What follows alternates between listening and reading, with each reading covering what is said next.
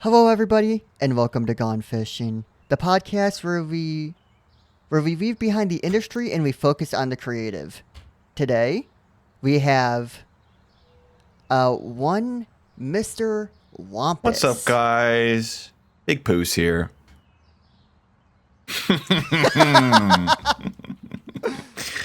What's going on, man? How we doing?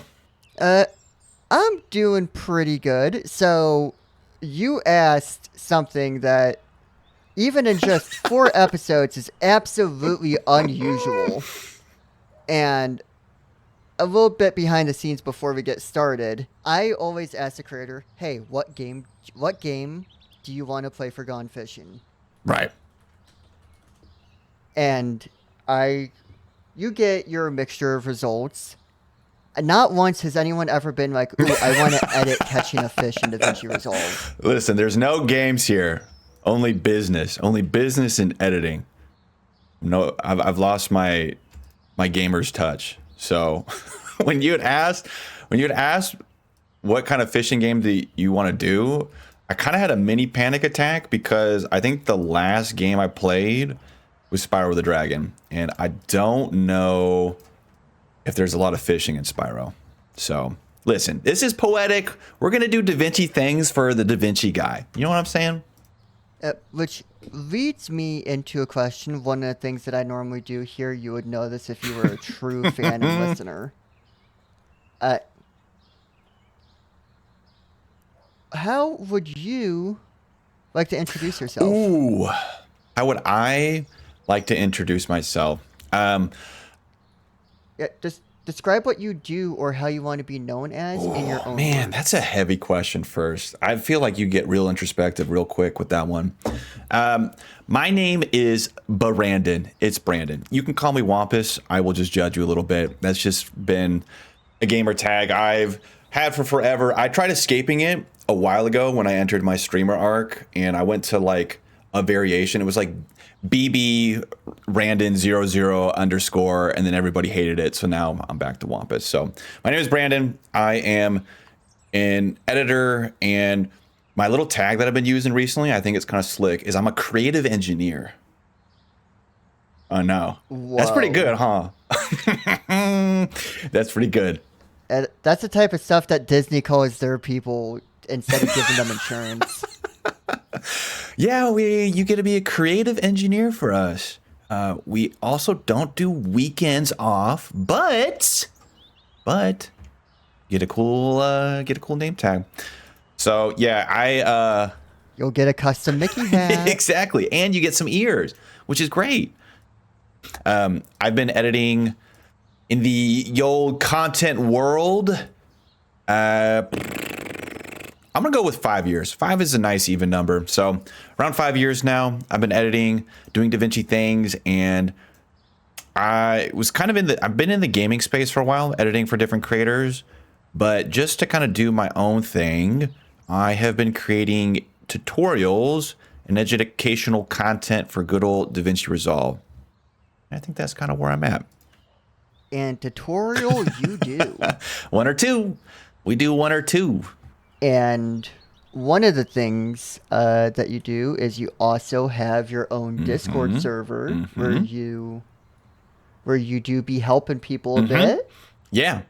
I will say that's probably one of my favorite aspects of just existing online and on the internet is the community aspect of it. I feel like it's something that's always really hard to communicate with normal grown-ups that just don't exist on the online space. I think it's really cool how easy it is to find people that are interested in what you do or need help with things that they want to work on. So yeah, we have a Discord community. It's pretty awesome. That's where I think you and I probably stumbled into each other firstly, because I think you had said that you had became aware of my existence through Viddies, correct? Yeah, Vidi sent me the link to your server because he was like, "Oh yeah, I want," because I had been talking about wanting to be in a creator server for a while, but I couldn't find one that I meshed well with, and he suggested that one. Oh,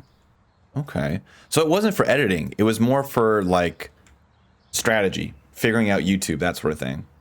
Yeah, like the pure like how do you do's of it, and less so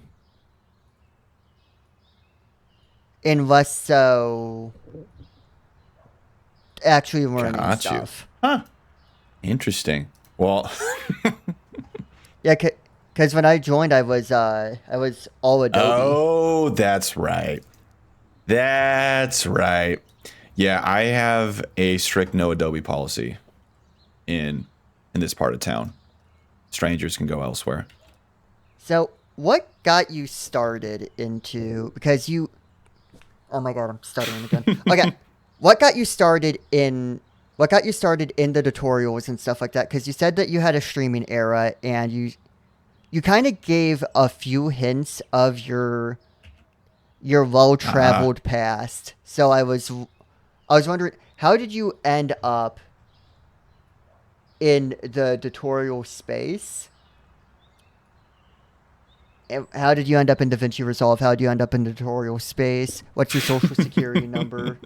Well, my mom's maiden name is just kidding. Yeah, so I don't know. I kind of get given a hard time about my little backstory because it's a little. I'd say it's a little unconventional comparatively. So I actually started in the engineering world, and to my parents' enthusiasm, I left a really good engineering job to become a broke editor. So they were pretty stoked about that. So yeah, I went to school in editing. I guess I just have always really connected with gaming and the gaming world, stories told in gaming, like online gaming, competitive gaming. And for a while, I feel like everybody has their Call of Duty arc. Like everybody at some point, like as shite as that game is, like everybody at some point just exists. Call of Duty makes a Call of Duty video, a montage. So I wanted to get better at COD and ended up finding somebody that I guess you could say like competed against, and he was like really good. Like you know how like some people are just like the best in their friend group. He was like good like like somebody that was like actually really nice with it. So he started streaming, and at the time it was COVID time, streamer boom, all that sort of stuff. So his stream started doing really well. He needed somebody to help put out videos and just create stuff for the stream. So I was like, well, I could do that. And I feel like kind of like a lot of people, I I looked up best editing programs free and found good old DaVinci Resolve. So that's what kind of got me started editing. I did try streaming some COD for a little while, and I feel like there might have been a world where I made some kind of career out of Call of Duty, but I don't know if it would have lasted into where I'm at right now. So yeah. So started editing for him, and then I edited for him and another friend of mine at the time, probably for like 2 years. And it was kind of like the Call of Duty boom.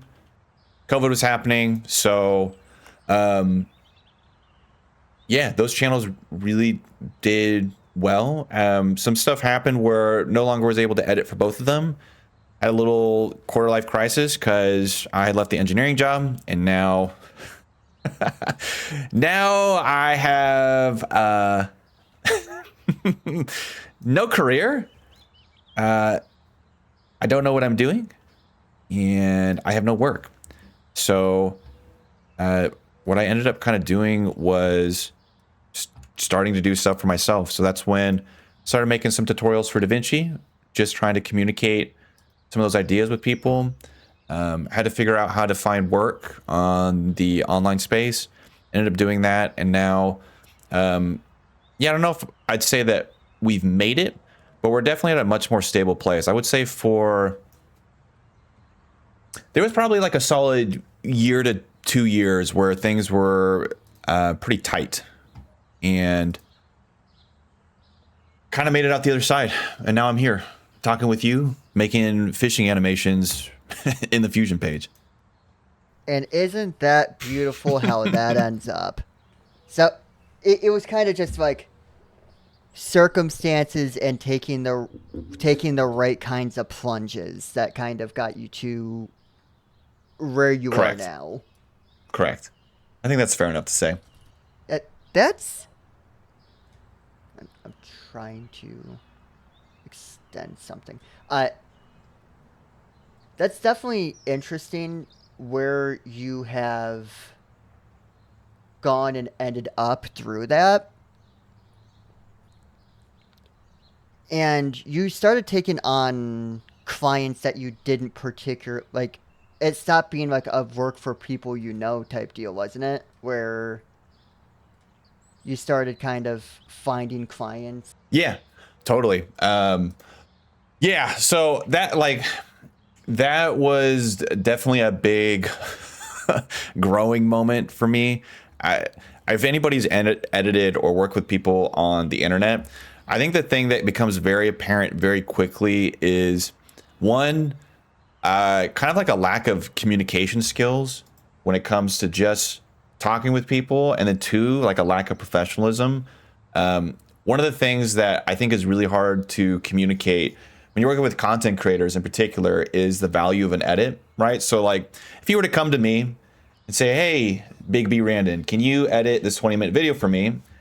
And you're just getting your channel started up. Maybe you got 1,000 subscribers, maybe you just got monetized, or maybe you don't even have your channel monetized yet, but you know that you should be creating videos and you want to save time. So you're like, all right, let's bring on an editor. All right, 20-minute video, that'll be $500. A lot of people are going to go, $500? Like, what? Out of your damn mind.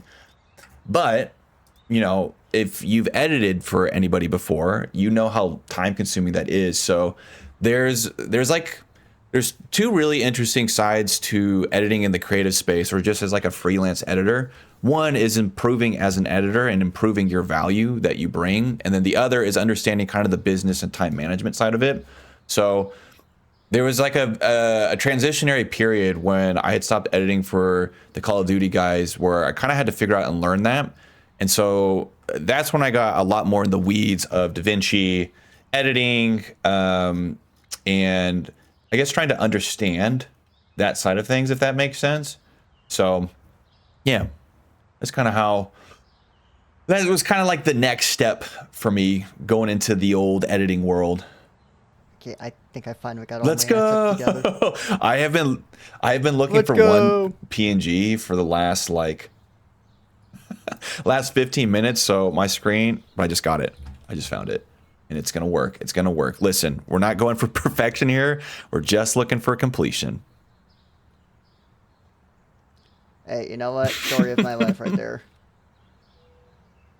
That wasn't supposed to imply anything, but I think it did. Anyways, Anyway, quick segue. so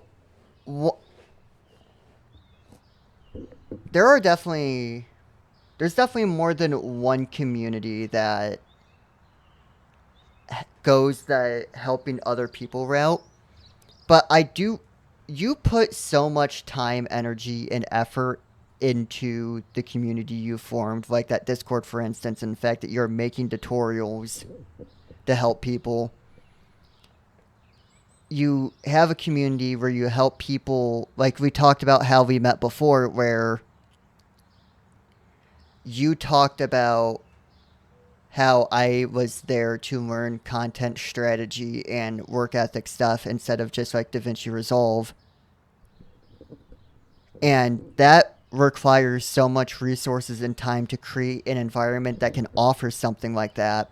So what essentially made you be like, okay, no, I want to be helping people figure out the stuff that I figured out, and what goes into keeping up a community like that, because that is an active community where people go in there to just like hang out. That is a very, very good question, and a very thoughtful one. And it's one that actually, whether you knew it or not, is very close to my little tiny heart. I'm a big believer in education. I just think that no matter what, at any level, any subject, education, knowledge, awareness, just it ends up kind of being the key for, we'll just say, like, happiness and fulfillment in somebody's life. You know, it could be to get a job. It could be so that you're able to cook for your family.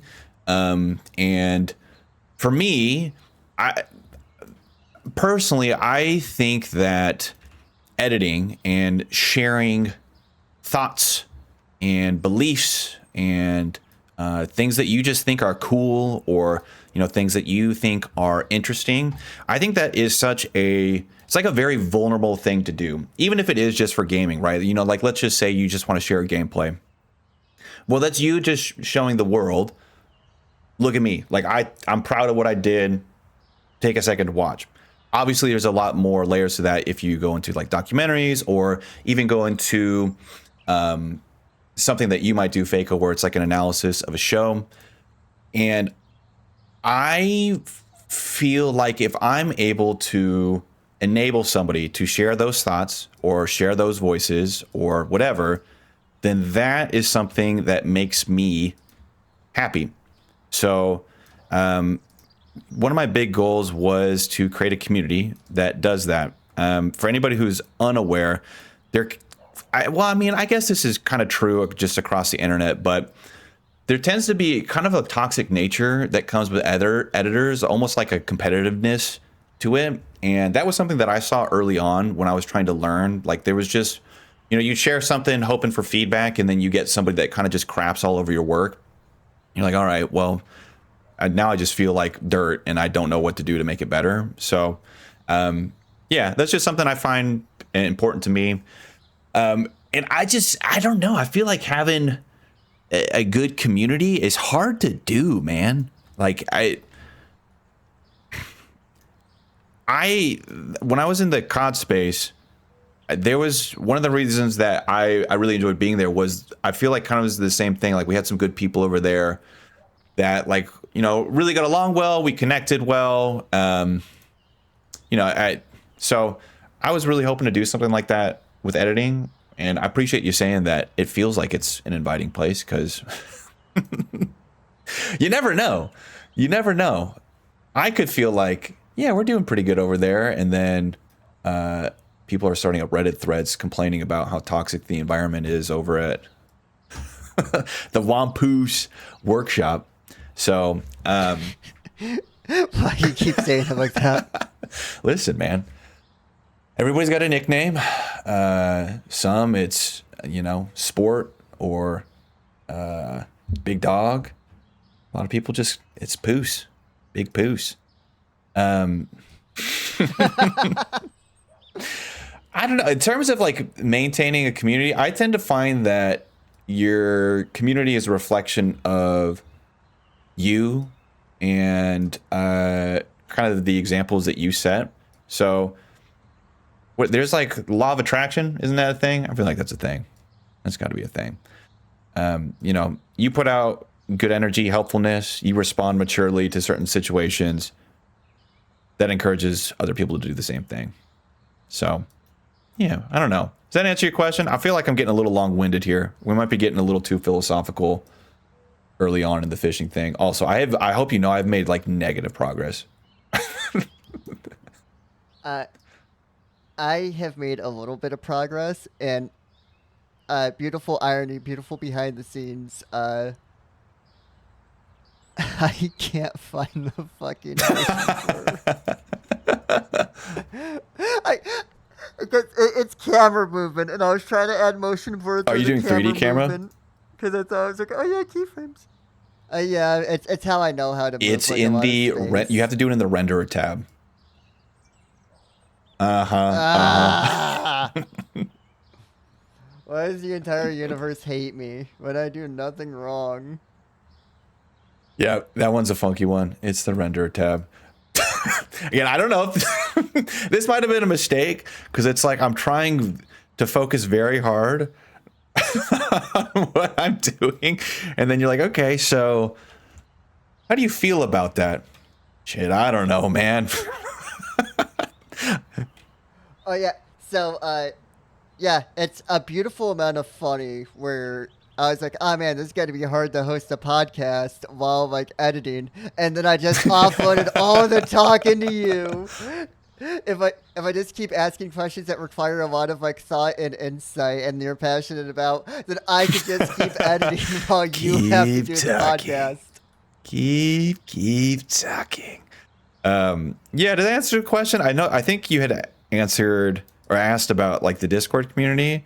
I don't know if I did a good job answering that, but those are my thoughts. I mean, as long as you feel like you spoke your piece, then that's everything I want out of this. I want to hear like from the perspective of why people are doing Okay. what they're doing.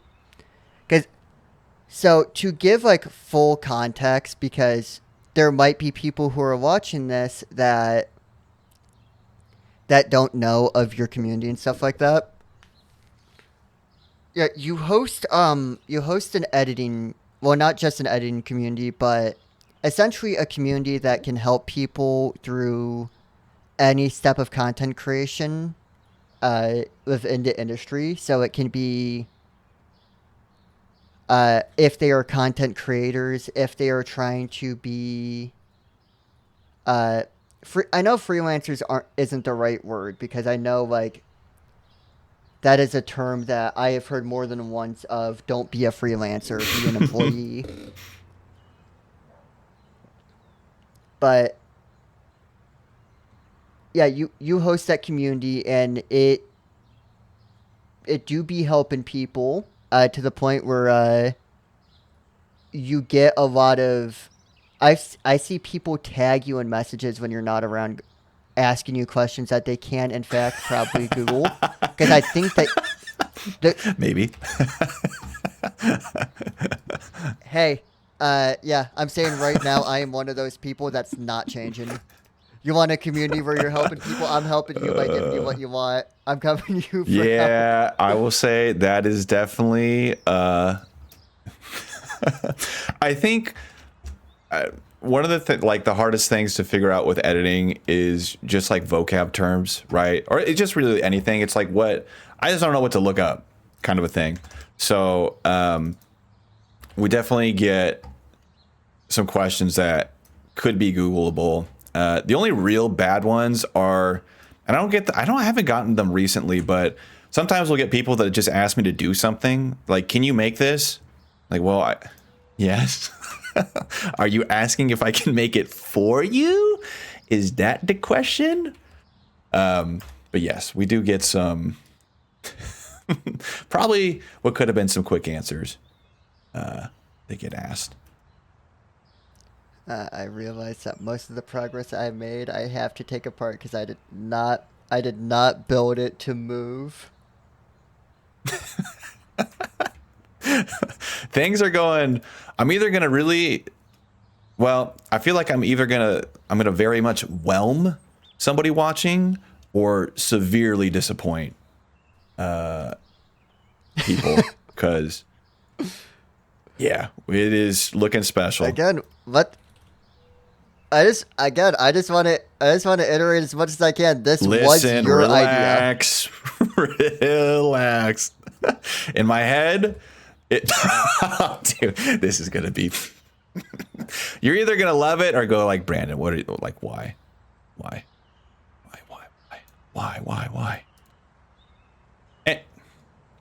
I promise whatever you're doing that you're afraid of, I am not making anything better, baby.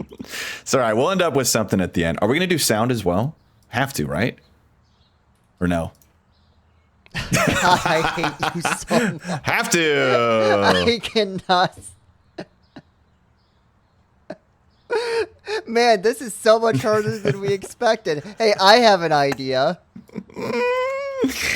Listen, you don't have to do sound. I will do sound. It's fine.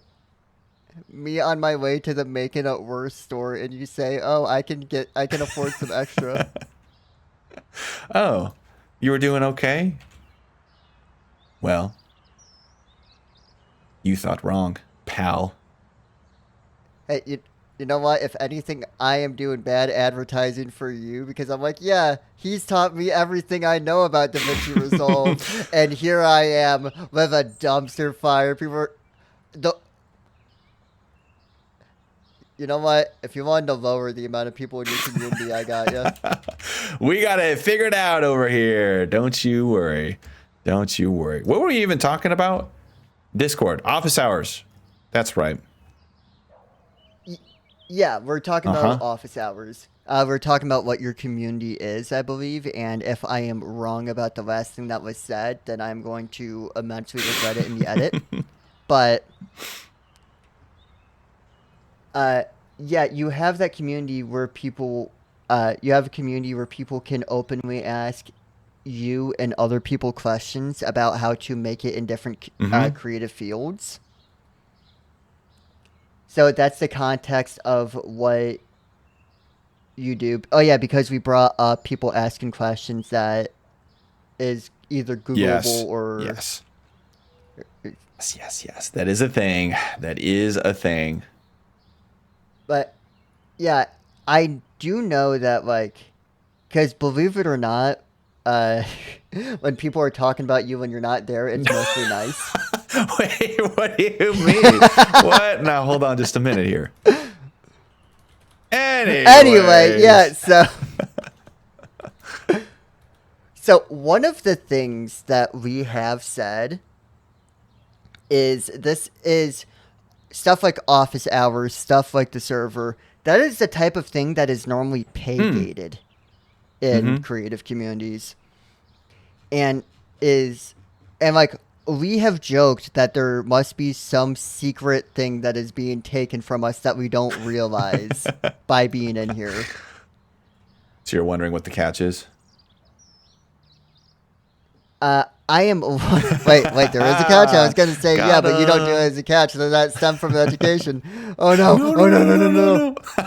Well, listen. There's no catch to the Discord community outside of the information I siphon from you and sell to foreign countries. Outside of that, absolutely no catch. No, like if you wanted to take a step back and look at it from some kind of, like business perspective, right? So like what are you getting out of it? Well, obviously there's like connections for me, right? So, I get to meet people, talk with people. Expanding your network is always something that's really hard to do. So I get to do that, which is fantastic.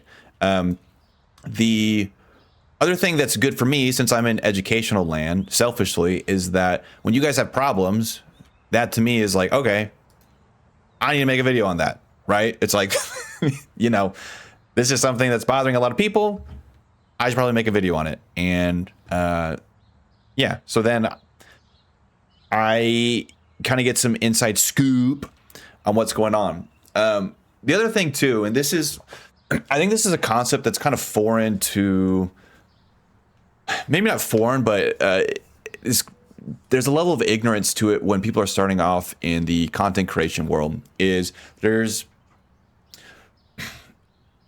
this idea of when you're a creator or you're a provider or maybe you're a business or something like that, there's this idea of like goodwill, right? And I'm not talking about you donating your old socks. Like I'm talking about like goodwill, generating good faith, that sort of thing.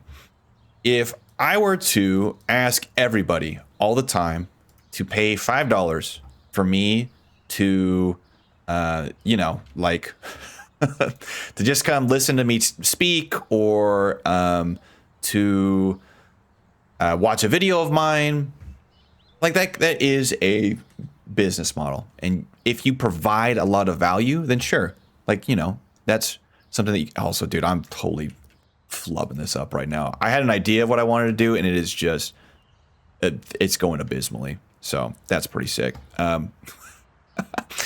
was like, oh, I'm the editor. I could figure this out easily. No, not quite.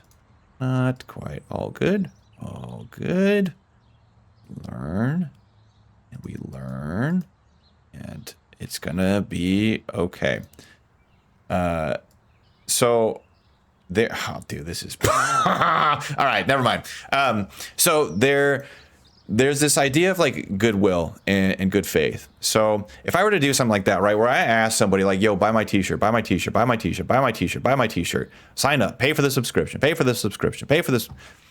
Eventually, you probably don't care what I have to say, and you probably look at me from a different lens, because now I am just, you are now like a customer, and you're no longer a part of the community, and you can almost get perceived as like you're being used often. I'm not saying that it's necessarily a bad thing, because if you are, a business and you need to create social media content, like, great, market. There's probably going to be a lot of people that are interested in what you're selling and need that. But as a creator, your value often is in entertainment, information, or yeah, those are kind of the big two, is like entertainment, information.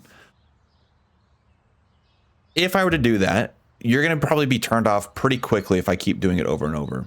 So from the business side of things, non-philanthropically, when I do finally come out with something that maybe I do want to provide you guys, or I do want to sell, or there's something that I am really proud of that I think is going to help a lot of people, and I do want to charge for it, well, I would say that a majority of people are going to be a lot more willing to do that thing outside of me continuing to like push little micro charges over and over. It's the same kind of concept with gaming, right? Like there's a ton of microtransactions these days that rub people the wrong way. But when Elder Scrolls dropped their new DLC, well, the first game was so freaking good that when the new paid DLC comes out, and I don't remember how much it was, wasn't it like $40 or something like that, US dollars?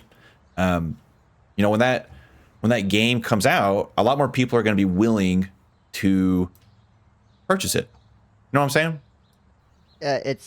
It's having that goodwill. Yeah, exactly. This might be the worst thing I've ever edited in my entire life. Over here. It's not looking good over here. Well, on the bright side, hey, I've been only using DaVinci for 22 days, so if it looks bad, it's because I've only been using it for 22 days. We're going to get it done. I do appreciate you saying that, though, about the community. It's something I pride myself in, and I just think, like I said, I think there's a time and a place for putting up a paywall or gatekeeping information, but I feel like it really does not take a lot from me, somebody who has been doing this for a lot longer than a lot of people getting started out, to just respond to a question, or to just let somebody know, like, hey, don't do that, or if you want to like click this, and then it saves them hours, if not days worth of work. So yeah, I don't know. I feel like it's important to do those kinds of things. Not everything has to be monetized. Mind you, my girlfriend and I are living in a cardboard box outside my office, but we're happy doing it. You know what I'm saying? We're happy. It doesn't have to be monetized. I will not charge you, but if you want to pay anyway for all the help, but like how cool drop that Twitch Prime. Thank you so much. I am hungry. Feed me. I want to help for free, but no one wants to feed me for free, so we're gonna have to meet in the middle. So somebody's got to drop 20 gifted on the spot right now, please. I am begging. Like I need it. I need it. That explains why you always talk about doing anything for a turkey Dude, I will sandwich. do insane things for a turkey sandwich. Whatever is in your mind right now, at this moment, I will do it. Whatever is in your mind. Whatever fluids you're thinking about, yep, get them involved. I'm there. Turkey sandwich will last me all day. Jesus, man, I didn't think that me that interviewing an education creator would be the most like questionable episode. Forget about it. Yes, forget about it. Oh, wait, this is not going to be good. Yeah, I don't know. What do you feel about the editing community? It's always interesting to hear other people's perspectives because as somebody who's living inside DaVinci 24/7, you kind of get the ostrich effect, right? Where head stuck in the ground. What has been your experience working with, like, I guess other like creator communities or editor communities? Have you had any other experiences like that? I I think creator communities and just in general having like I can't understate I can't overstate the importance of having a community. I think it is one of the biggest difference makers between making it and not making Mm-hmm. it in Mm-hmm. a way where having because you can only learn so much only talking to yourself or only operating by yourself, and that can only take you so far. But if you learn, sometimes you're going to learn from other people's questions, or someone's going to figure something out and they're going to want to share it. And I think, like, a lot of communities will do that.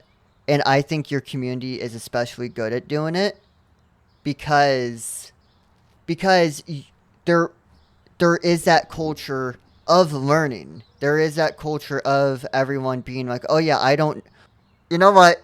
I do have something Uh-oh. negative to say. You have some of the smartest people I've ever met in that server, and they will show you the code of the universe. They will find a way to display shrimp covers on a Game Boy Advance. And they're like, yeah, this is a little project of mine. And me, who just learned how to use a spline editor yesterday, is hearing them talk down to the fact that they interviewed God for their video. Yeah, there are some wicked smart people in there. I'm telling you, like, for me, again, this is kind of like selfish when it comes to doing the whole editing thing and making community. Brother, I get to steal everybody's info. Like, somebody comes up with an idea, that's my idea now. That's mine. Like, oh, yeah, you can do it that way. Let me just pocket that, make a video on it. Today, I discovered this new technique. Brand new. Nobody's ever done this before. Me. Me, me, me, me, me. Also, I might be cooking just a little bit. I I think I have a self. I think I have a funny concept for what I'm doing, but I. God, this looks like baby's first edit. I believe. I believe in you. You can do it. I do have some.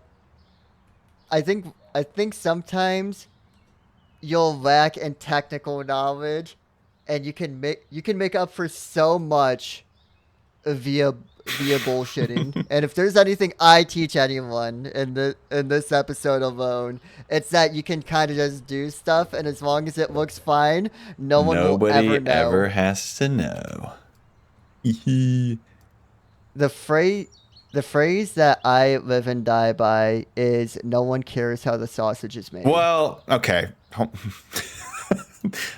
Careful with that one. Some people might. Some people might care about the sausage just a little bit.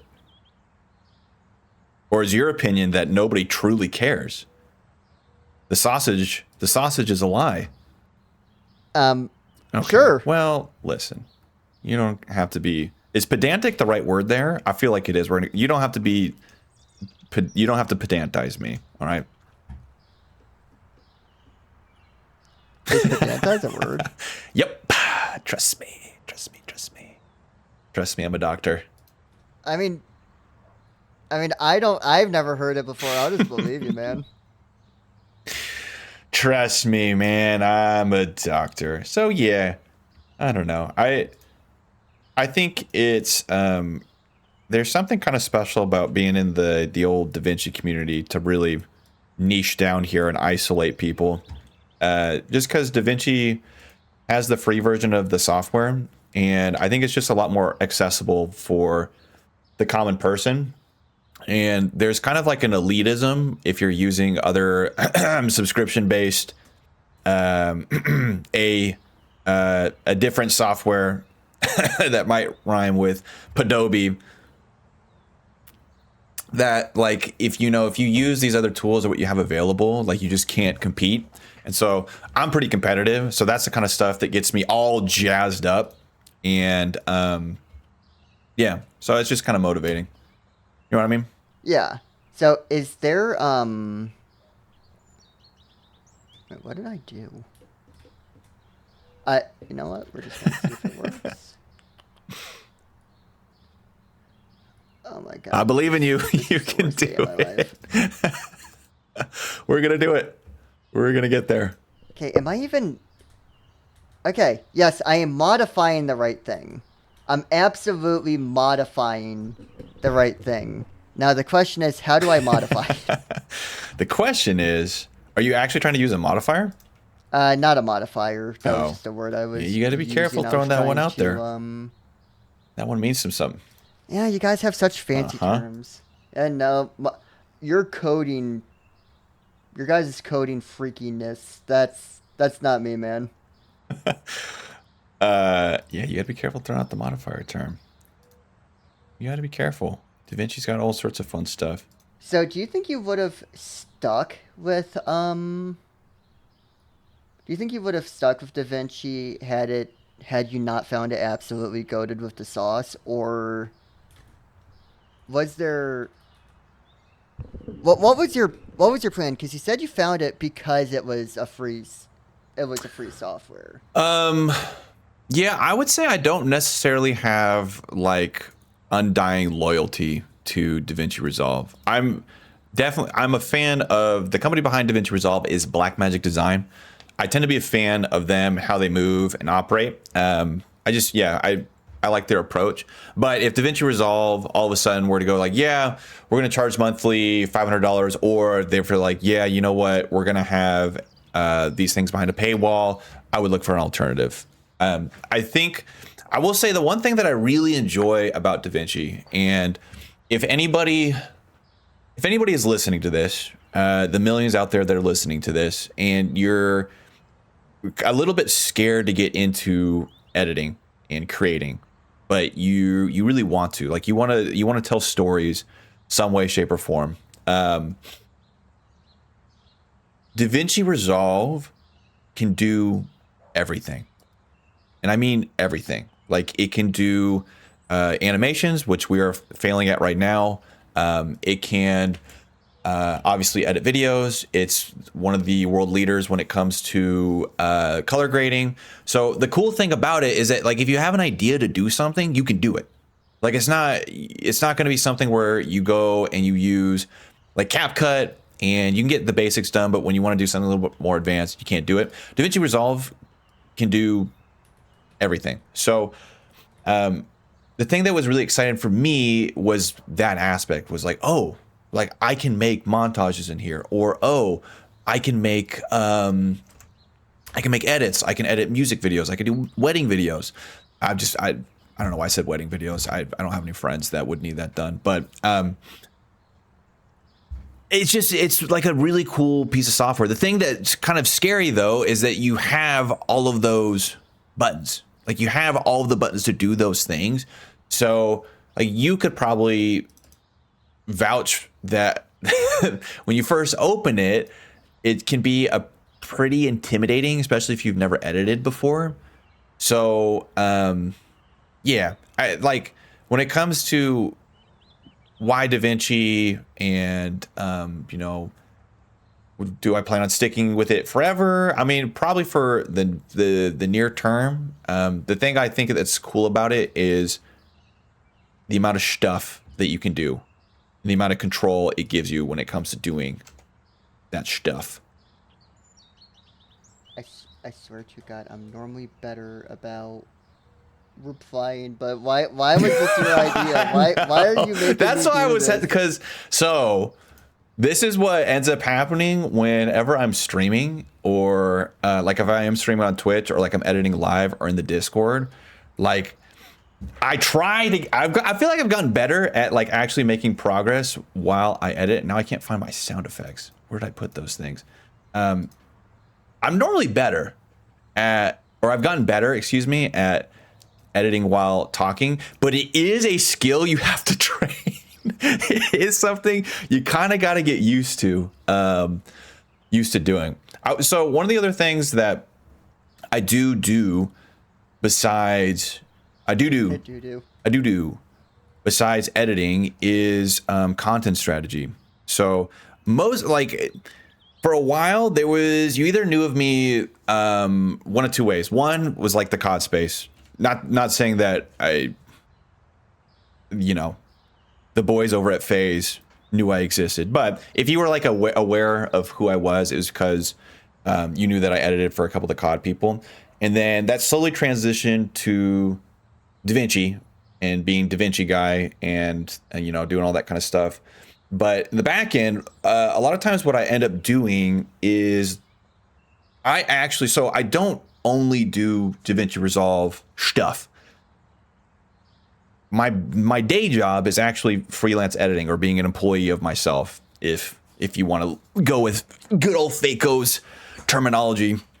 So I work for creators, and that involves making thumbnails, doing the scripting.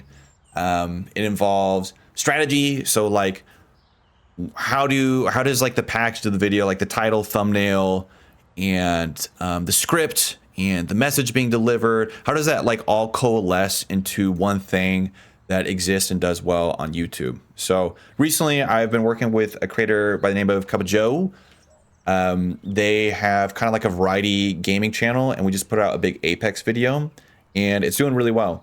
But those are like really big projects that are pretty involved when it comes to scripting, as you know better than most. So that's kind of what that's kind of what I dip my fingers into. I would say like the bulk of the day tends to be doing that, and then when I have time, it's like DaVinci stuff.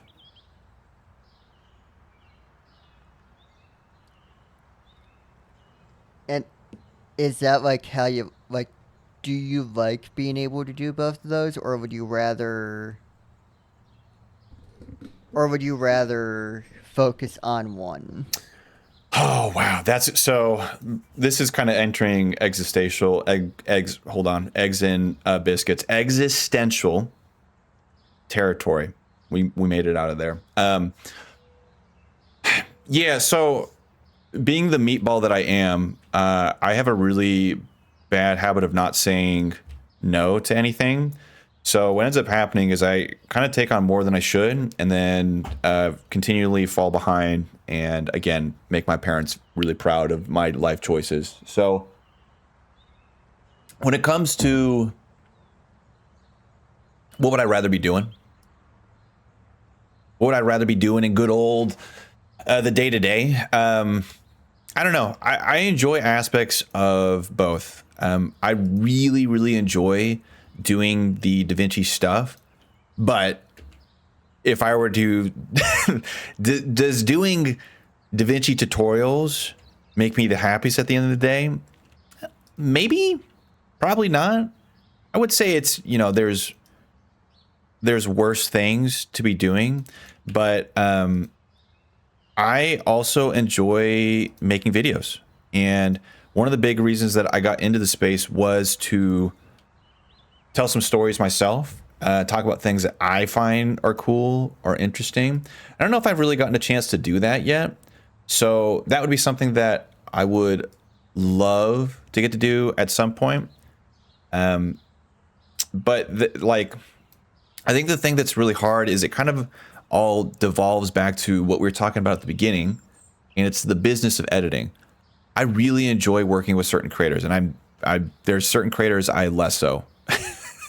Very much less so enjoy working with, but there's some really good people out there doing some cool things, and I enjoy collaborating with them. But the economics of YouTube is it's really tough until you get out of kind of like a more entry level position slash area, right? So like until somebody really has, I would say probably over like 100K subs or is averaging over 100,000 views per video and they're able to post semi regularly. Just the economics aren't always there. So one thing that, and you can tell me to shut up if you'd rather talk about something else, but money talk is always one that comes up with editing. And I think most people kind of severely underestimate the amount of AdSense that comes with YouTube. So again, right, like if I was going to work on a video and that video were to, let's say I work on a video and that video takes me a week to do, which to some people is going to sound like a ton of time, right? Like, what? You're working on a video for a week? And for other people like Fako, it's going to sound like No, it's going to sound like no time at all. So, God.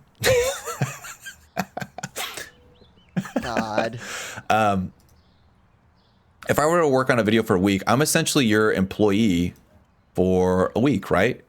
So how much would you be willing to pay me to do something like that? Like, are you going to be willing to pay me $100, $200, $1,000? Think about that. You're kind of telling somebody that you're going to take care of them for a week. So as an editor, I can't live off of ice soup for forever. So there's a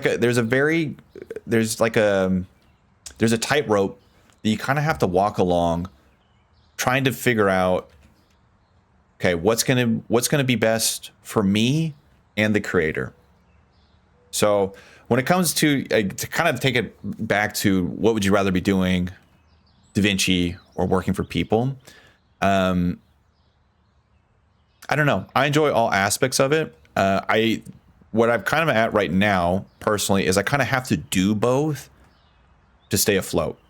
Like, I haven't gotten to a stage where I can necessarily drop one and be okay, if that makes sense. Yeah, you're just in a place where you're just doing both, and I don't think there's anything wrong with doing both. Okay, yeah. Okay, I figured out what I wanted to do, and I absolutely did it wrong. If anyone from good old Brandon's community here sees how I did an edit, and you're like, hey, you could have done it a lot more efficiently if you did this. Don't care. Like, you can tell me later. But right now, I don't care. I'm kind of scared to show this to people in the editing community because I think this is the thing, and this is why I tend to a lot of times, like, if I'm ever helping somebody with something, I end up asking a lot of questions because your boy here is by no means an expert. Absolutely not. I might know where like certain buttons live. I might know where certain buttons live opposed to somebody else. But at the end of the day, I am still learning as well. So I think people are going to become aware of my skill set limitations here. And it might be a humbling experience. Well, don't worry, because if they don't know a lot about editing, they'll be comparing your work to my work, and I think you are going to come out pretty favorably. Yeah. Well, so I guess a question for you, Fako, to kind of let me stop talking for a bit so I can focus on this. Then how will I keep scamming if you can focus? For you on your creator journey, have you found, like, let's say all signs point to yes, and you're able to make a career out of doing content creation. Would that be something that you would really enjoy doing full time forever? Yeah, content creation is my end goal. It is what I love doing. I love it doing it in my free time. I make sure, and I treat it like it's a job. Like I make sure I make certain progress a day. I love the way it pushes me. I love the way it makes me grow. I love the way it makes me expose myself a little bit more than I thought I would. I love the way it challenge. Like if you give me the opportunity to do nothing but this every day for the rest of my Yeah. life, then I'm happy because I just love making stuff and I love the places where it takes Yeah. me. Except for editing a fish catching You animation love it. in You Fishin. love catching fish. You love it in Da Vinci. You love But it. yeah, it is genuinely what I want to do, and I do think there is a difficult thing where it comes from like I want to do it, but I don't want to be one of those people that's like, ooh, can I get more money Mm, out of people? But it's also like I like passion projects and stuff like that is perfectly fine, but if you're putting a certain amount of time and resources into it, you have to get something right. out of it. For you too, when it comes to you creating content, primarily YouTube, right? Like YouTube is kind of your bread and butter, where you kind of want to exist. Yeah. I didn't know if there was more coming after that. Yeah. I love YouTube, but I also recognize that there is room to grow uh like in different platforms, which is why I kind of stand by the idea of keeping eggs in different baskets. Like, I think it's good to have a Twitch presence. I think it's good to have a YouTube presence. Maybe not TikTok presence. I can't stand TikTok, but I think it's good to have stuff built in other places because you never know where you're going to want to go creatively, and you never know what's going to speak to you. Because one of the ideas that scares me, and I think this has led to a lot of negative situations for me, is getting pigeonholed into one Mm-hmm. specific thing. Being stuck there for eternity, just being known as like that person, like the Da Vinci guy. That was a little specific. I mean, people don't even know me as using DaVinci. So, That's weird. That but was a weird if example. so, for you, like if you could make, we'll just say whatever you want, like what videos on whatever subject you can, and kind of either dissecting them or talking to people about them, or whatever that load or that road leads you. That would be the dream, right?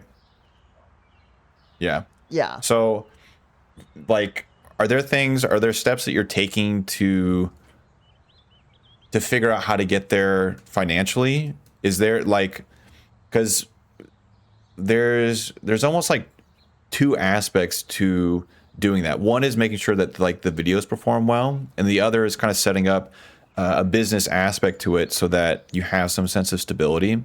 Are you kind of prioritizing one over the other, both at the same time? Not really sure. Uh, so I will say that I've never been interviewed and asked questions before on the show. This is I'm an making you interesting edit and experience because answer I'm like I don't questions. dog. I catch the fish. Um, I think like one of the things, and again, this goes into the Mm-hmm, finance mm-hmm. side of things, where it's definitely understated how much thought goes into it, or how much thought has to come from it. Because especially if it kind of just leaves a bad taste in your mouth because you don't want. You almost want to just be able to make your stuff and it works itself out, but unfortunately, it's not that easy. Especially if creator tools cost in money and you have bills. If you want to do this full time, then you got to like be able to Mm-hmm. support yourself full time. So thought does go into it, and I know this is something that kind of I know being afraid of finances is where a lot of people are just like, oh, this isn't sustainable. If I'm making one video every 3 months, then it would have to get this many views if you account uh, for an average view to money made idea, which I know a very, very, very rough version of it. This is just kind of like to get bearings, and this isn't like completely true, but it's like $2,000 for every million views you get. That's like a Mm-hmm. rough idea. So if you say you need to pay $4,000 to survive a month, then you need to get 2 million views a month to live. So if you only upload once every 2 months, then you have to do X, Y, Z, blah, blah, blah, blah, blah, blah, blah, blah, blah. And I think that's where a lot of strategizing has to come in, because you can't count on how well a video is going to do. So I think that's where like concepts of merch or easier to produce content or a Patreon come Mm-hmm. into play. And I don't think that's the worst thing in the world to set up, as long as it's on the grounds of, oh yeah, this is so I can sustain, rather than haha, I can ask people for a Money, bunch money, of money, money, money, money, money. money, money, money, I want money. I money, want money, your money, money, money, money. money. Yeah. Money, money, money, money, money. You see, I am greedy and I have aspirations of being rich, so I decided to pick the worst way to become rich, which was Exactly. being a content creator for 6 years before I got monetized. I'm playing the long con. People are gonna think I'm genuine, but no, it's all part of the scam, Reality. baby. Don't you worry. I'm getting mine. Don't you worry. That is really the tricky part to content creation is that aspect of it. Because, there's I think it's become a lot more acceptable these days for products, merchandise, and kind of they call it like the creator economy on YouTube. But like the hard thing is, I think this is something that people really really struggle with is asking for money, to put it bluntly, right? And even talking about it, I think can rub people the wrong way. So there's like a, I don't know if it's necessarily a thin line, but I tend to find that if you're somebody like yourself and you're looking for ways to become full time, I think the priority should always be making the best content that you can, because that's when I think it's really easy to feel when somebody is putting a lot of effort into whatever they've got going on. You know what I'm saying? Like it's I think people are smart enough to know when somebody's half-assing something and when they're really putting their all into whatever they're making. So I think that's something that is felt and seen and heard and loved and hated. Machiavelli. Oh wait, I forgot I have Machiavelli the cat. Hold on.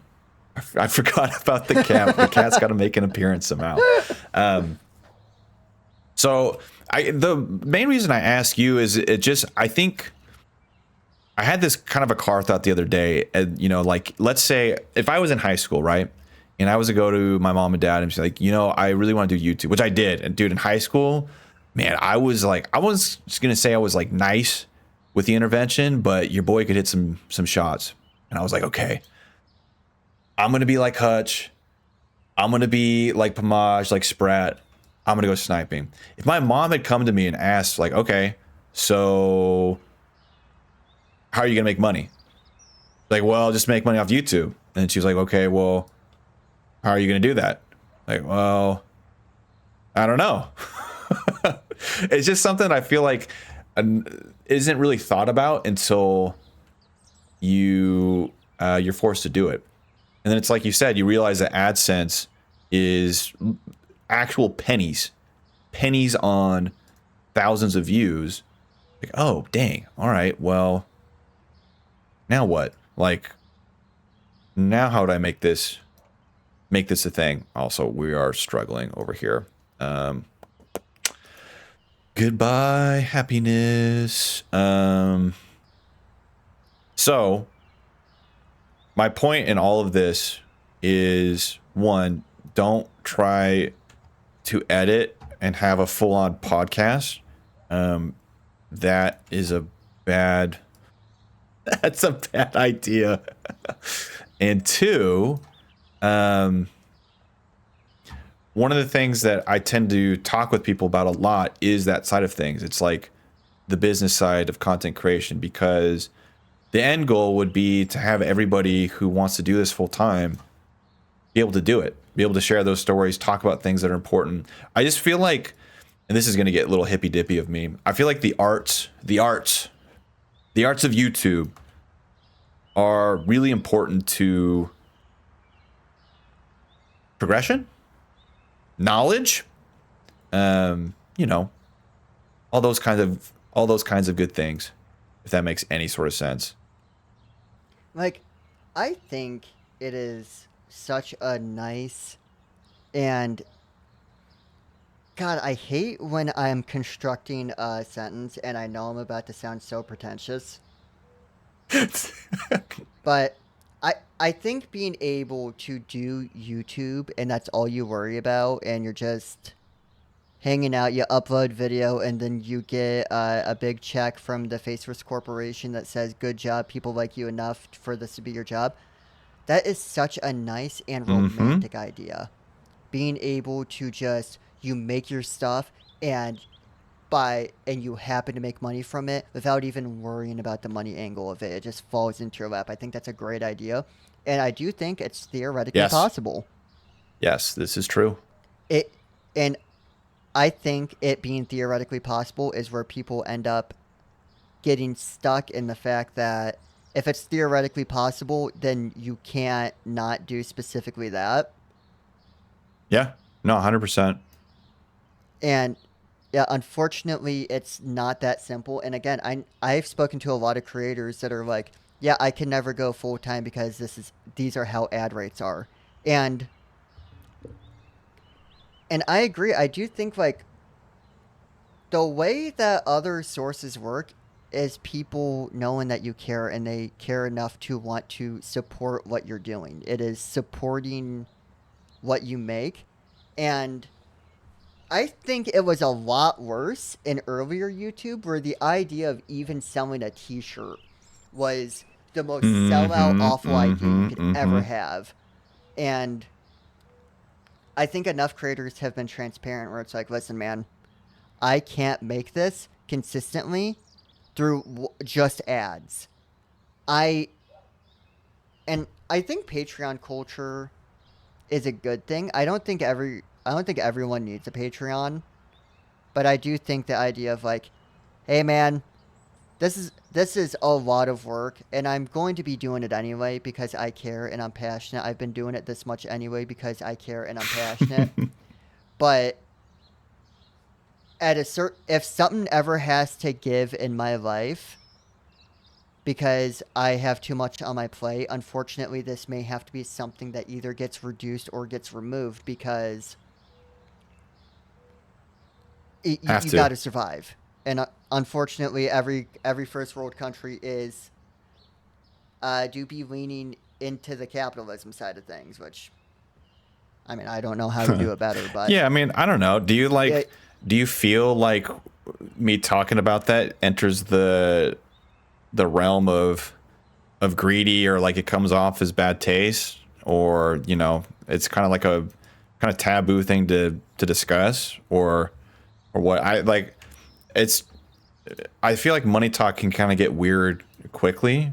I don't know. How do you feel about that? you're scamming me into talking. You're Got scamming me into talking. him. Well, Mo, did you know that I've run out of things to add so long ago? Got him.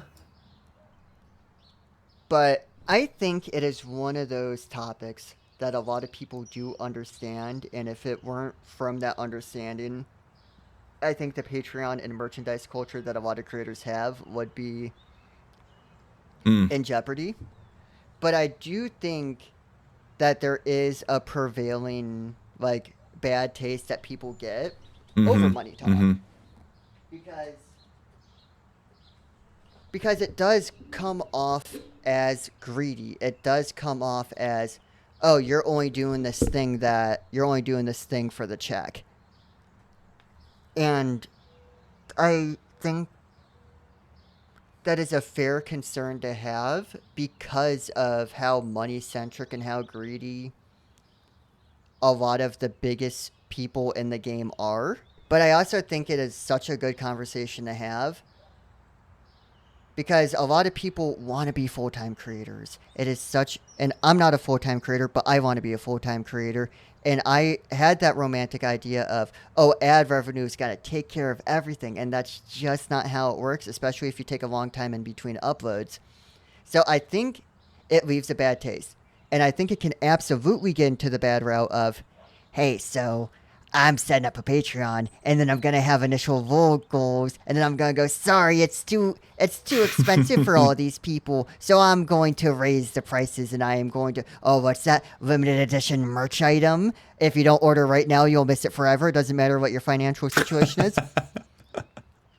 I absolutely think that there are ways that money talk can get bad, but I think it's fantastic for aspiring creators to hear topics like this because, like, yes, being paid by the faceless corporation that is Google because enough people watched your videos and saw the ads for you to be able to make a living, that is such a great idea, and there's plenty of people that get to live that life. It is theoretically possible, but if you want to be a full-time creator, then money's going to have to come up, and chances are you're not going to be, because life is getting more and more expensive, and you have to make 1 million views to get $2,000, and I'm willing to bet your bills every month, your way of life costs more than $2,000, and you can't predictably make a video that's gonna break 1 million views, even though that's a lot of people. I am not the things I would do for 1 million views, but that's a lot of people, and it's a romantic idea to get that for that to be able to take care of everything, but that's not how it is. And I think like once people start breaking down how much people actually make through just YouTube alone without having any other gross term to say in like an art scenario, but other revenue sources. It's I think ultimately this is an important talk for people who want to be full-time artists, because if you want to be a full-time artist, then knowing how you're making that full-time wage is important, because there's that culture of, oh, if you do anything other than ad revenue, then you're greedy. But you're not greedy if you're just trying to make a living off of what you want to make a living off of. Amen. I think the thing, like, I think there's just like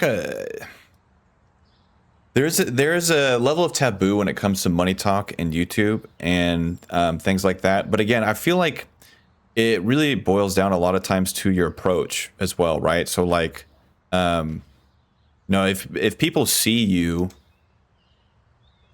trying to scam them over, like the YouTube audience is smarter than a lot of people give them credit. Well, I wouldn't say that. There's some people in the YouTube world that we'll say are struggling for brain cells, but their YouTube is really smart nowadays when it comes to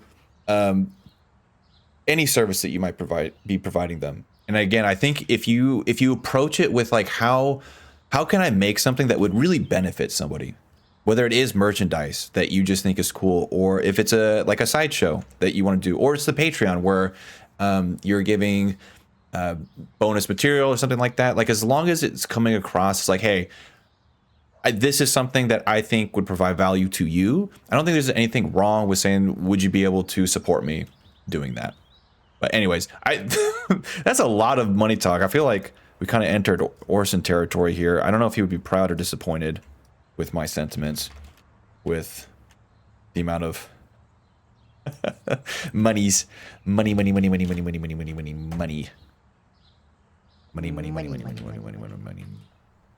In conclusion, all YouTubers are greedy and they're bad people, and if they ask for any support, it's because they want $10 million instead of the 1 million. What people don't realize is you actually get $1 a view. So like use that against every creator that asks for support. Is I Exactly. believe what we're saying here. Exactly.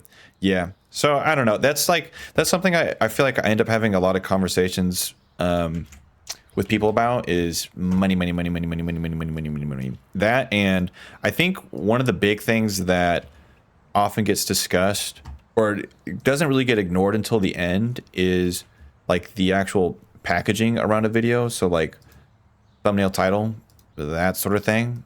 So yeah, those are often things that we end up talking about over here in good old Da Vinci land, the old workshop. Okay, how's your I'm getting edit looking? close to being 'Cause done. I'll be. Are you done?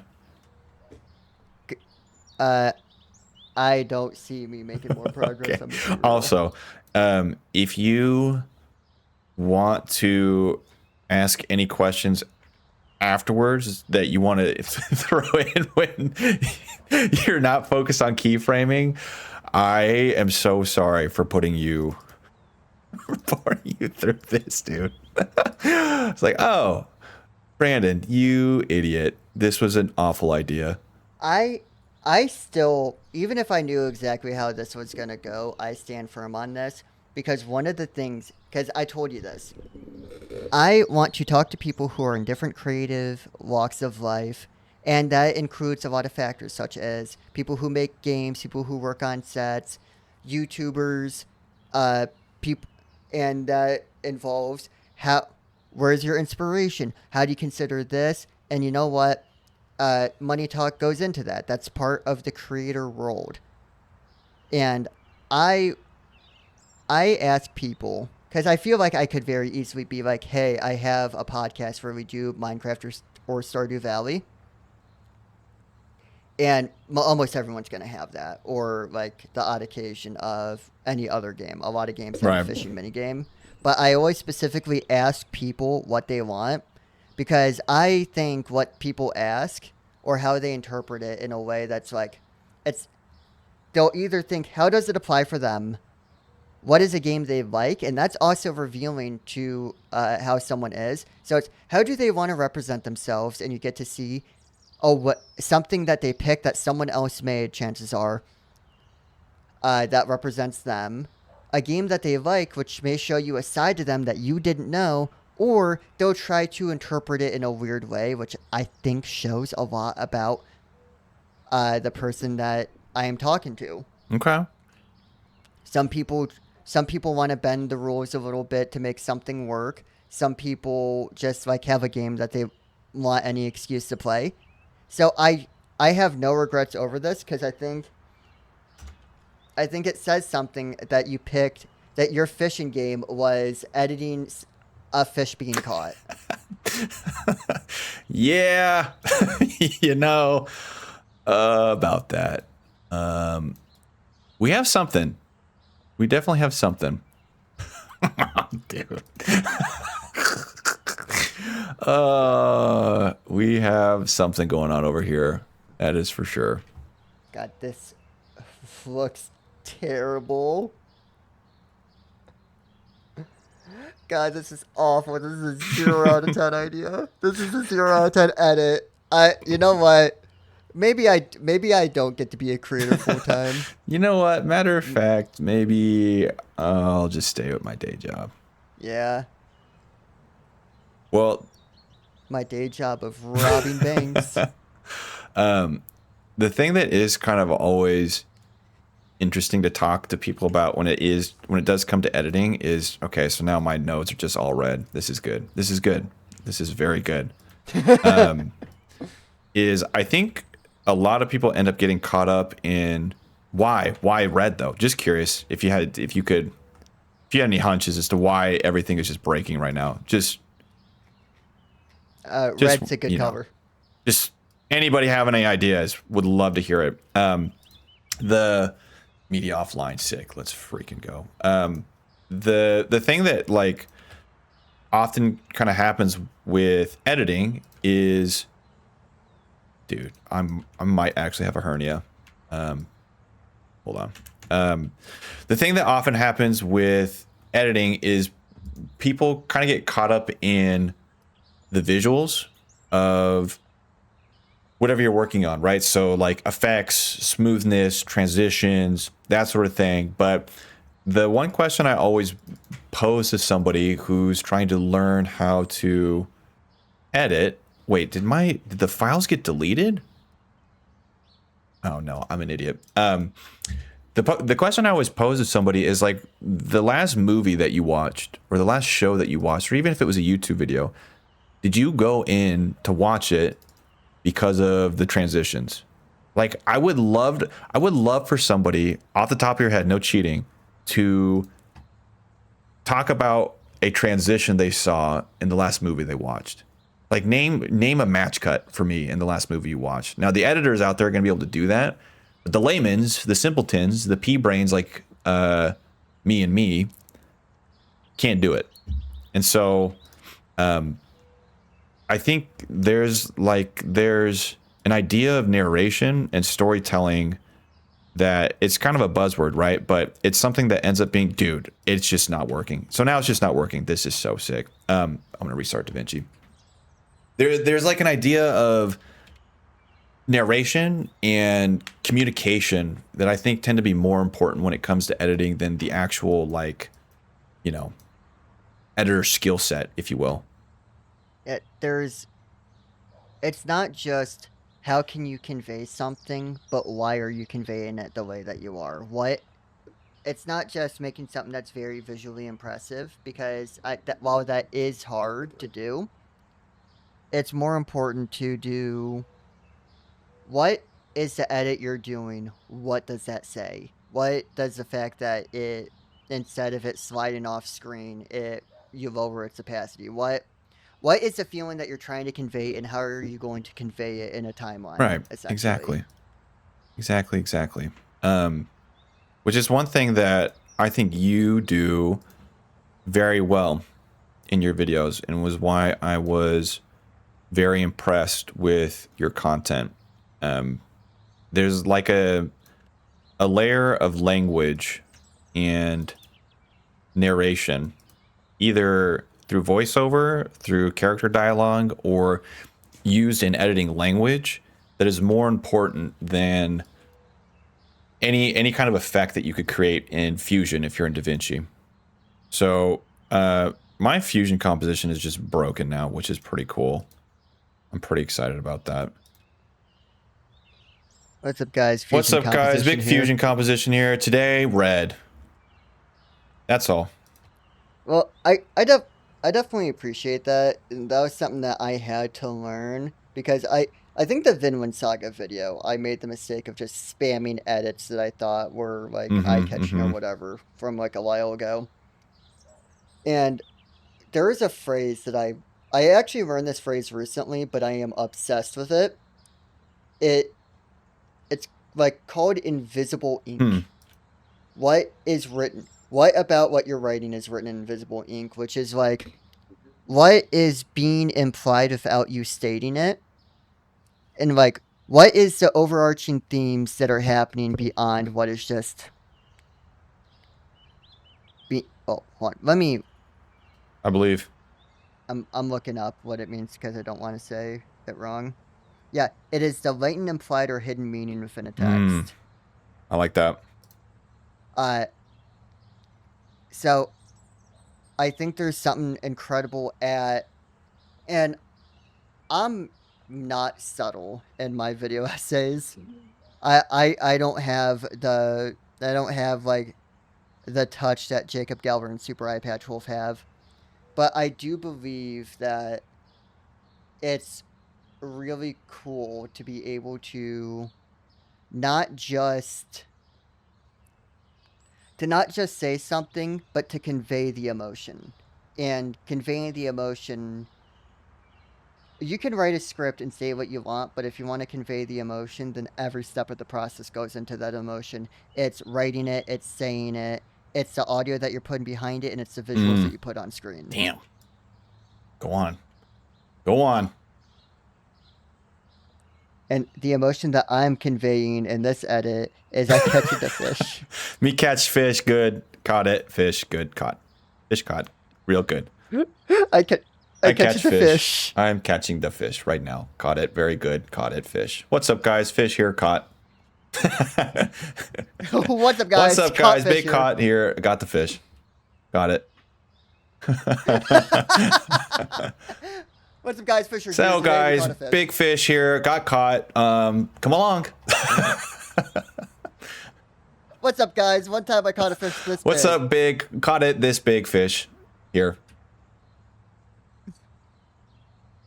Okay, so do you want to try to salvage what you edited, or do you Okay, just wanna let go me on here? give me This is going for an hour and a half. give me 5 minutes, and I will be done. We'll be done with my edit. And then, like I said, if you have any questions that you want to ask after and put in that might be a little bit more coherent, we can definitely do that. Okay, and context for the edit, because I don't want to just have a little I don't want to just put text on screen. So a little bit of a editing mishap happened partway into Okay. recording, and while we were talking, none of it was Right. legible. So this is going to be the end of the episode where we a first time in this special episode where we are going to react to what we Mhm. made. Mm-hmm. So yeah, how do you want to do this? How do you want to do about- this? You share with me first, and then I will share you. You show me yours, and then I'll show you mine. Okay, just so you know, it's not good. Let me unmute Hold these tracks. on. Nah, that's actually. Wait. No, this is no. This is pre-made. Oh, I was gonna say, brother. No, I'm not that crazy. No, this is the artwork. Yeah, this is going. Oh, That doesn't dang! exist. You shouldn't have said that. I No, would have been no. mind No. blown. DaVinci Resolve is like its own little mini. Hey, that's good. Nah, that is actually fire. The screen pan down is nice. That's why did you do it on an adjustment Yeah, clip? because I wanted to have the audio back in, and also I don't know why I comprehend adjustment clips so much better. It's my computer's problem. I know Fusion comps are better for processing, but I just understand using adjustment clips better. And No, it's I not my am problem. actually. No, that's Like nice. its own little mini universe. I like that a lot. That's a good animation. I like that it like actually looks really good. I think you're gonna be disappointed in mine. So, the thing where I was talking about, like, hey, there's probably a better way to do this. I was trying to look up tutorials while we talked to get a composite mode in Fusion, and I couldn't figure it out. So I just composited it in the edit timeline, and I just keyframed each Hell frame to like yeah. roughly go correctly. Nah, that works. That works. I was gonna ask if you did it with 3D camera because you were mentioning that. Yeah, this was done with this was done with the 3D Yo! camera, just because I like the 3D camera movement a lot. Like, you have a lot of control over longer images with the 3D camera, and I could have added a sense of depth with the sand, but I didn't. Yep. Absolutely. As you do. As you do. And that's where that No, that that's ends. actually so good though. Well done, Faco. Well done. I'm very impressed. Color me impressed. Yeah. That's why I also asked Frame One, hey, can I have a PNG of your character? Because I was like, oh, that's definitely the fish I'm gonna catch. And then I was like, I wanted to have a scene, like, I wanted to start above deck, and then I wanted to go underwater. And I was like, how do I do that? Wait a second. I literally paid money for an artist to make a GIF of me fishing. DaVinci Resolve is like its own little mini Oh, universe. that actually came out so good though. Yeah, I accidentally messed up the keys, but It's you know what? fine. It's fine. It's fine. The edit doesn't matter. All right. It lived It and it was beautiful lived in the and time. it was beautiful. Okay. So I've hidden all the tracks to not spoil What the the edit. But what I the have made I have made a mini documentary, and it is called Fishing Time. You ready? Okay. Hold Yeah. on. Go full screen.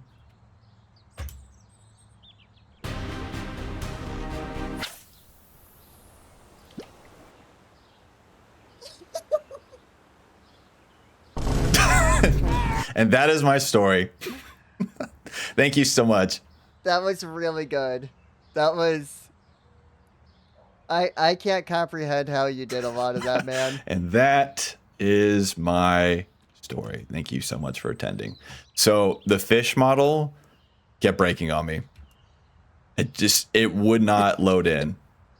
So there we go. I I yeah, no, you did great. I think you cooked. I'm glad that you had me go first so I didn't have to follow that up. That's not bad though. I think we did good for what was it, like an hour and a half or so? I I think I like mostly finished mine in like 30 minutes. Okay. So now I'm just going above and beyond. Yeah, I kind of just sat around doing nothing, not gonna lie.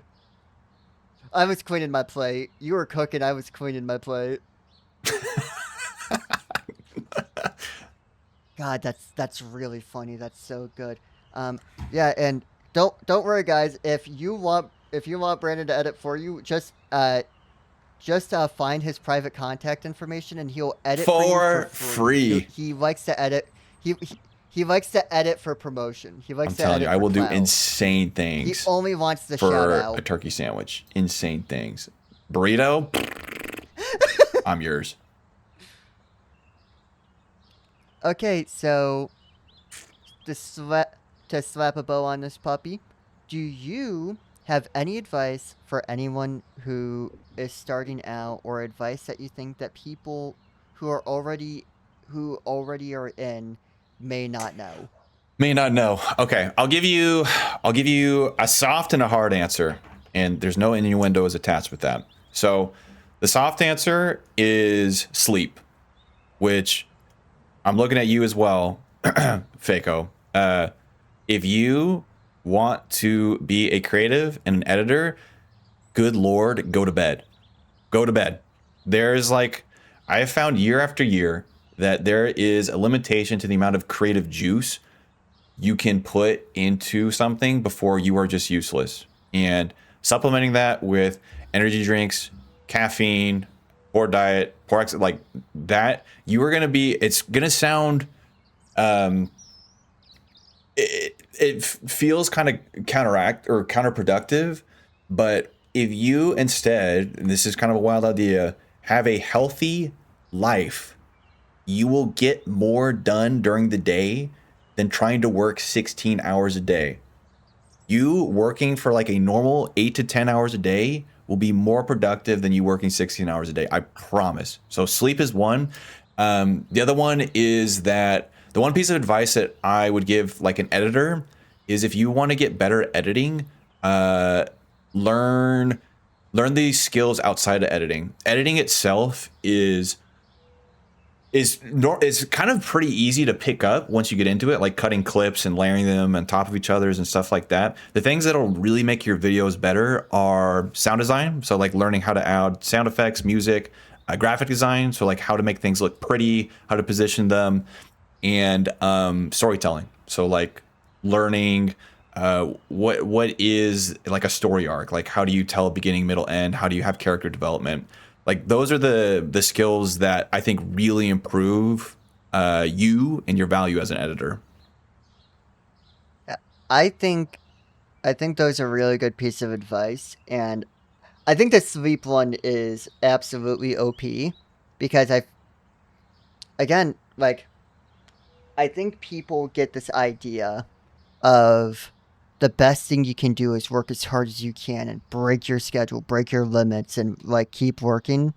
But I think the secret to success isn't working harder than everyone else, it's working smarter than everyone else. And working smart in editing is the choices that you make when you're not editing. What are you doing to take care of yourself, to give you the mental energy to sit down for hours at a time looking at the same Yeah. video over and Editing over? is a lot different than let's say like pushing yourself physically, right? You know, like getting up early and going on a run. There's an element of decision making that kind of requires your full brain waves. And if you can't make decisions, you will stare at the same piece of footage over and over and over and over and over again. So take care of your health, man. Take care of your body. I think that's absolutely goaded. I think that's goaded with the sauce, some would say. Who would say that? Some, Someone? So you yeah, got a friend? yeah, a lot actually. Yeah. Kind of cringe that you would flex that in front of me. All good. All right, well, thank you so much. I realized that, yeah, you introduced yourself at the start, but where can people find you if they want to learn, if they want to see more about you without me? It would be youtube.com/ at it's Fayko. So it's ITSFAYKO. That's where I live most of the Oh, time. hey, when you gonna post another video? Hey, I posted a video today. So you're welcome. This morning. Got him. But busted. I don't see a new upload on that Faco. Oh, yeah, that guy's lazy as hell. Like, we got to figure it out. Got to figure it out. Now, I kind of exist all across the internet. If I'll say that if you're somebody who wants to learn more about just content creation and editing in general, kind of like broad scope, it's the Wampus is the main channel, and then I have a second channel that's a little bit more niche and targeted for animations and fusion specifically, and that is Brandon's Secret Editing channel. All right, well, thank you so much for taking the time out of your day and going fishing with me. You are so welcome. Thanks for taking me along.